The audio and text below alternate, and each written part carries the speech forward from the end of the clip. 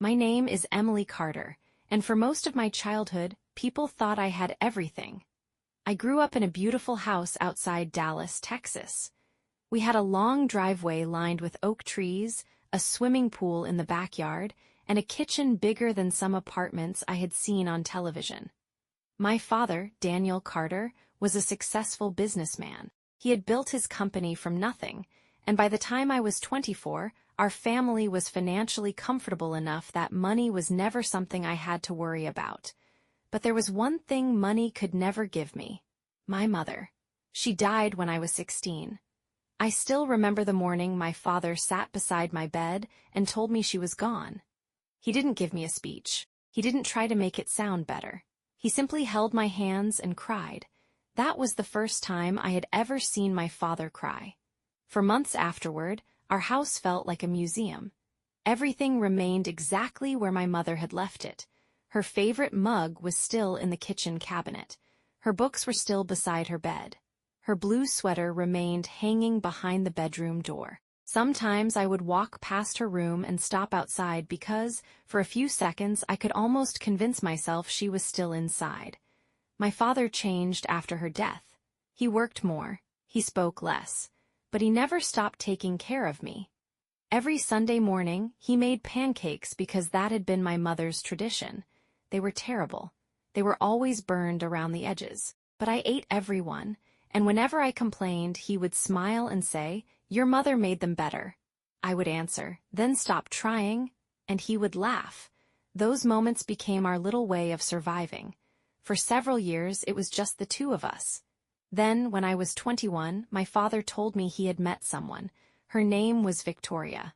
The first time I met her, she was charming. She was elegant, confident, and extremely polite.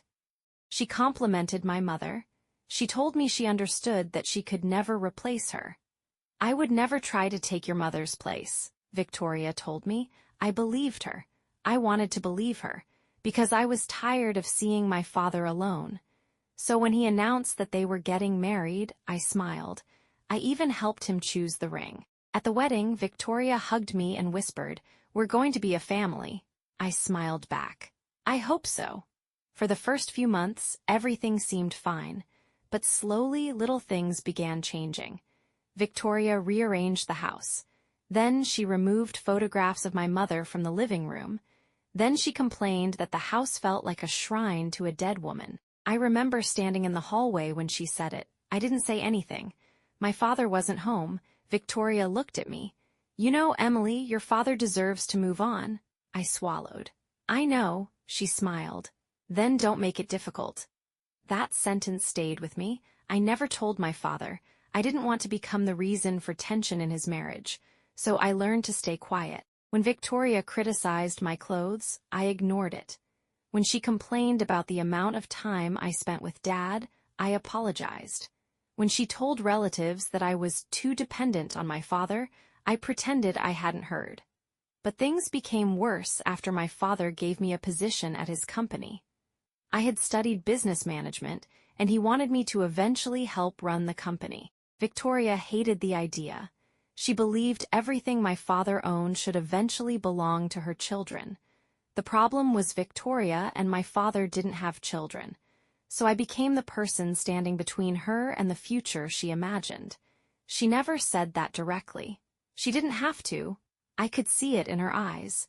Then came the night of the party. My father was celebrating the company's 25th anniversary. There were investors, employees, family friends, relatives, and several important business partners. The house was filled with music and laughter. People were dressed beautifully. Waiters carried trays of champagne and appetizers through the rooms. I wore a simple black dress my mother had once bought for me. Before leaving my bedroom, I looked at myself in the mirror. For a moment, I wondered what Mom would have said, probably something simple. "You look beautiful." I smiled sadly. Then I walked downstairs. The party was already crowded. My father was greeting guests near the entrance. When he saw me, his face immediately changed. He smiled. "There she is." He opened his arms. I hugged him. "You look beautiful, sweetheart." "Thanks, Dad." He kissed my forehead. "Your mother would have loved that dress." My eyes became wet. Victoria was standing nearby. Her smile disappeared for half a second, then she turned away. I didn't notice. I should have. Later that evening, I was helping one of the caterers in the kitchen when Victoria walked in. She closed the door behind her. "Emily?" I turned. "Yes." She looked me up and down. "Did you really wear that?" I looked at my dress. "What's wrong with it?" She laughed. "Nothing, it's just..." She paused. "Very predictable." I didn't understand. She stepped closer. "You always do this." "Do what?" "Play the grieving daughter." My heart stopped. "What?" She smiled. "You use your mother every time you want attention." I stared at her. "Don't talk about my mother like that." Her expression hardened. "Why? Because she's dead?" I couldn't breathe. She continued. "Everyone in this house has moved on except you." I felt tears forming. "I haven't done anything to you." She laughed. "You don't have to." Then she walked toward the door. Before leaving, she turned around. "Your father doesn't need you as much as you think he does." She left. I stood there alone. I wiped my eyes. I told myself not to cry, not tonight, not in front of everyone. I walked back into the party. People were laughing, music was playing. My father was speaking with business partners. Nobody knew what had happened, and I decided nobody would.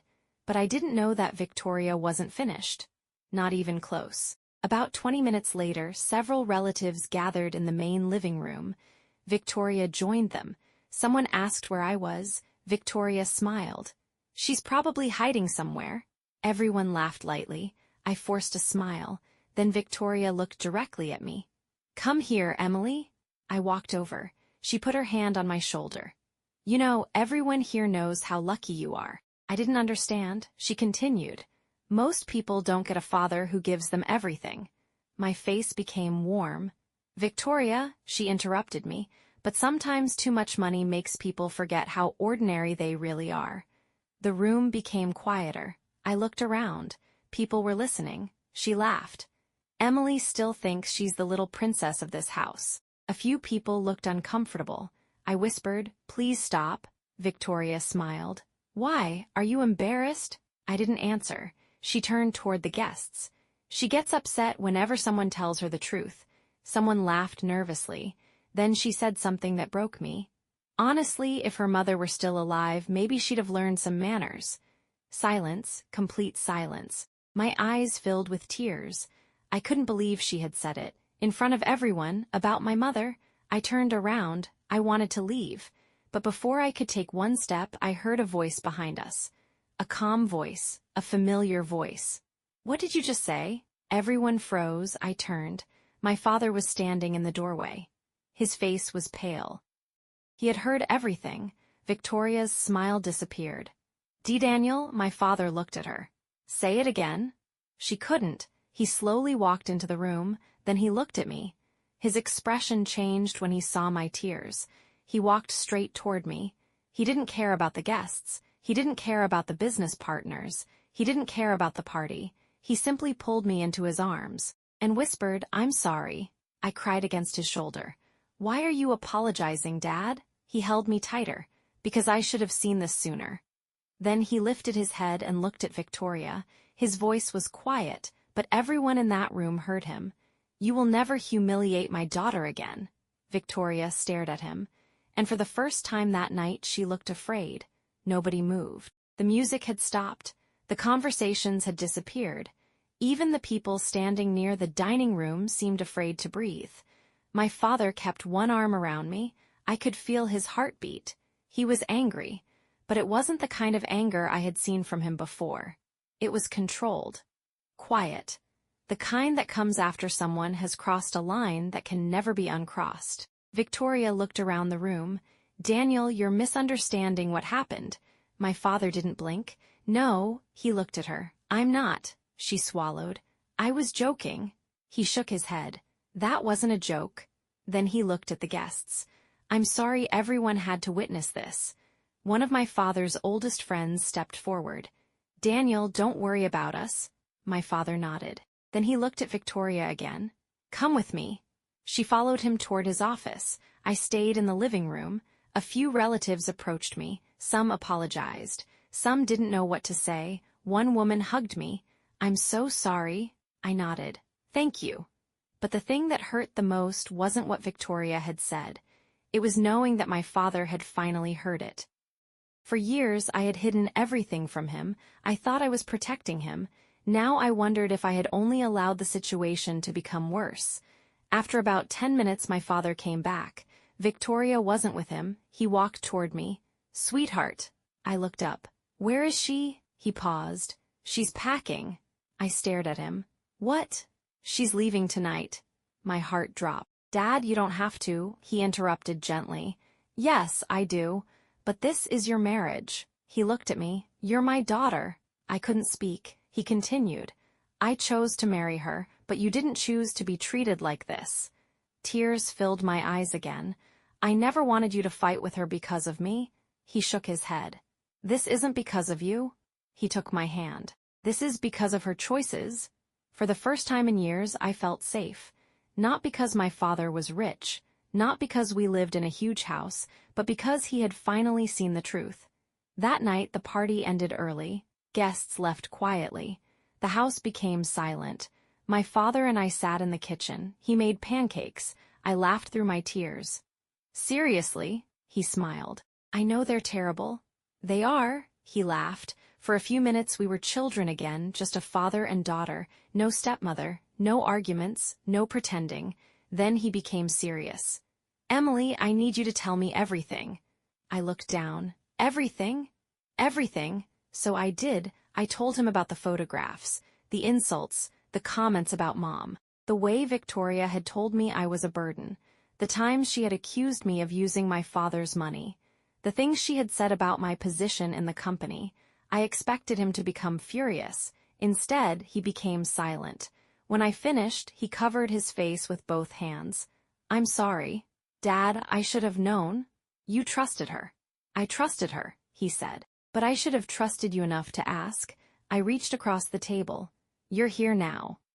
He looked at me. "Yes." He squeezed my hand. "And I'm not going anywhere." The next morning, Victoria left the house. She didn't apologize, she didn't say goodbye. She simply walked out with 2 suitcases. Before leaving, she looked at me. For a second, I thought she might say something. Instead, she said, "You destroyed my marriage." I answered quietly. "No, Victoria." She looked surprised. "You did." She left. I watched the car disappear down the driveway, then I turned around. My father was standing behind me. He opened his arms. I walked into them. And for the first time since my mother's death, the house felt like home again. The first few weeks were strangely peaceful. There were no arguments, no criticism, no uncomfortable dinners, no feeling that I had to walk carefully through my own home. My father returned to his old routine. Sunday pancakes, morning coffee, late-night conversations. But something had changed. He had become more protective of me, sometimes too protective. One evening I told him, "Dad, you don't have to keep checking if I'm okay." He smiled. "I missed a lot." "You didn't know." "I should have." I shook my head. "You loved someone, that's not a crime." He looked at me. "Maybe not, but ignoring warning signs has consequences." I didn't know what to say, then something unexpected happened. Victoria started contacting members of our family. She told them that my father had thrown her out because I had manipulated him. She claimed I was jealous of her. She said I had always wanted to destroy their marriage. Some relatives believed her. Others didn't. My father's sister, Susan, called me. "I need to ask you something." "What? Did you really tell your father to leave Victoria?" I laughed sadly. "No, she says you did. I never asked Dad to do anything." Susan was silent. Then she said, "I believe you." That meant more than she probably realized. But Victoria didn't stop. She began sending messages to my father. At first, he ignored them. Then one night, he received a message that changed everything. It contained an old recording. It was a voice recording of Victoria speaking to someone about our family. My father listened to it. I wasn't there. Later, he told me what he had heard. Victoria had been discussing my father's money. She had said she wanted control over certain family assets. She had talked about removing me from the company. She had even discussed changing my father's will. My father sat at the kitchen table for almost an hour without speaking. Finally he said, "She wasn't angry because I defended you." "What do you mean?" He looked at me. "She was angry because she realized she had lost control." That was the moment I understood something. The party hadn't been the beginning. It had only been the moment everything became visible. Victoria hadn't suddenly become cruel. She had been hiding it. My father contacted his attorney. He reviewed his financial documents. He reviewed the company structure. He reviewed everything. Nothing had been stolen. Nothing had been transferred. But he discovered several decisions he had made during the marriage that needed to be corrected. He didn't do it out of revenge. He did it to protect himself and the company, and he made one thing very clear. My daughter will never be punished because I made a bad decision. Months passed. I started working more seriously at the company. My father became my mentor. We didn't just work together. We learned how to communicate again. One afternoon, I found him sitting alone in his office. "What are you doing?" He smiled. "Thinking." "About what?" "Your mother." I sat beside him. "What about her?" He looked at a photograph. "I wonder what she would think about all of this." I smiled. "She'd probably tell you to stop blaming yourself." He laughed softly. "She always knew me too well." Then he looked at me. "And she'd probably tell me to take you somewhere nice." I smiled. "That's the first sensible thing you've said all week." So we did. We took a trip to Colorado, just the two of us. We hiked. We talked. We laughed. One evening, sitting beside a mountain lake, my father said something I'll never forget. "Emily, money can buy almost anything." I smiled. "But not trust." He nodded. "And not time." I looked at him. He continued. "I spent years thinking providing for you was enough." He paused. "But you didn't need a bigger house." His voice became emotional. "You needed your dad to notice when you were hurting." I reached for his hand. "You notice now?" He smiled. "Yes. And that's what matters." He squeezed my hand. "I love you, sweetheart." "I love you too." For the first time, I understood something important. Family wasn't about blood alone. It wasn't about wealth. It wasn't about who lived in the biggest house. Family was about who stayed when things became difficult, who protected your dignity, who listened when you finally found the courage to speak. Nearly a year passed. I thought Victoria was finally gone from our lives. Then she appeared again. She showed up at my father's office. I was there. My father looked at me. I looked at him. Neither of us expected her. She looked different, less confident, tired. She asked to speak with my father. He agreed. I stayed in the room. Victoria looked at me. "I don't want to fight." I said nothing. She turned toward my father. "I made mistakes." My father remained silent. I was jealous. Still silence. "I was angry about your relationship with Emily." My father finally spoke. "Why?" Victoria started crying. "Because I felt like there would never be room for me." My father sighed. "There was room for you." She looked down. "You gave me everything." He answered, "Except the right to hurt my daughter." She wiped her tears. "I know." For a moment, nobody spoke. Then she looked at me. "I'm sorry." I didn't expect those words. I had imagined this moment many times. In my imagination, I would tell her everything she had done to me. I would make her feel guilty. I would finally have the last word. But when the moment actually came, I didn't want revenge. I simply said, "I accept your apology." She looked surprised. "But I don't want you back in our lives." Her eyes filled with tears. "I understand." My father nodded. Victoria stood. Before leaving, she looked at me. "You became stronger than I expected." I answered, "I didn't become strong because of what you did." She waited. "I became strong because my father finally reminded me that I mattered." She nodded. Then she walked away. That was the last time I saw her. Months later, my father received a letter from her. She apologized again. She said she had started therapy. She said she had realized how much anger she had carried from her own childhood. My father never responded, not because he hated her, because some doors need to stay closed. And that was okay. Life moved forward. I became more involved in the company. Eventually, my father gave me greater responsibility. People who had once looked at me as the spoiled daughter of a wealthy businessman began respecting me for my work. One day, I asked my father why he had trusted me with so much. He said, "Because you never asked for power." I smiled. You gave it to me. No, he shook his head. You earned it. That sentence meant everything. Years after the party, I still remembered that night, but the memory had changed. At first, I remembered humiliation. Then I remembered fear. Eventually, I remembered my father's voice.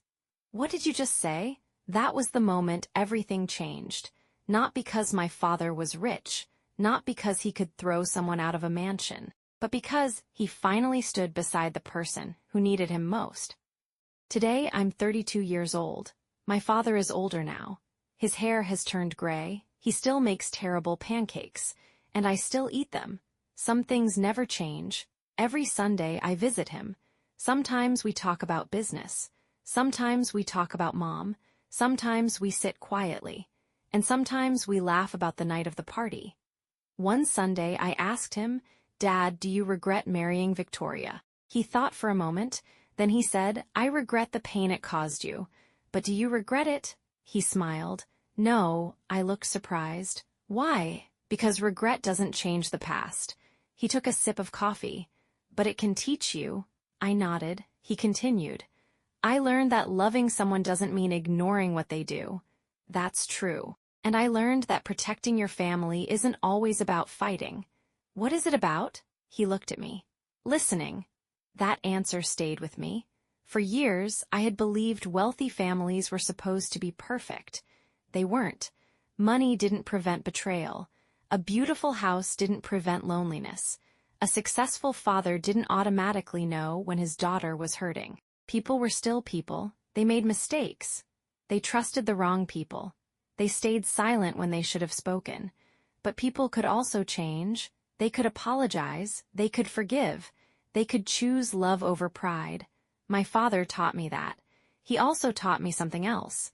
Never humiliate someone simply because you have power over them, because you never know what battle they're already fighting. I think about that whenever I meet someone who seems quiet, someone who sits alone at a party, someone who doesn't defend themselves, someone who looks like they don't belong. You never know what they're carrying. That night at our family party, I thought my life was falling apart. I thought everyone was looking at me. I thought I would never forget the shame, but I was wrong. I didn't remember the laughter. I didn't remember the expensive decorations. I didn't remember the guests. I remembered my father's arms around me. I remembered him saying, "I'm sorry." And I remembered what he told Victoria. "You will never humiliate my daughter again." Years later, those words still make me emotional, because sometimes one person standing beside you can change everything, not because they can solve your entire life, but because, in the darkest moment, they remind you that you aren't alone. My father couldn't bring my mother back. He couldn't erase the years I had spent feeling unwanted. He couldn't change the fact that he had trusted the wrong person, but he could choose what happened next. And so could I. I chose forgiveness, not because Victoria deserved to return to our family, not because what she did was acceptable, but because I didn't want anger to become another person living inside me. I wanted peace. My father chose love, not blind love, not the kind that ignores cruelty, real love, the kind that listens, the kind that protects, the kind that admits when it was wrong. And that is what our family became after everything fell apart. Not perfect, just honest. Sometimes when I visit my father's house, I walk past the old hallway where my mother's photographs now hang again. My father restored the walls. He put her favorite picture right in the center. Underneath it is a small photograph of the two of us, father and daughter. I once asked him why he put them together. He said, "Because she gave me you." I smiled. And then I cried. Because after everything we had lost, we still had each other. And sometimes that is the greatest inheritance a parent can leave a child. Not money, not property, not a company. But the certainty that somewhere in this world, there is someone who will stand up when you cannot stand for yourself.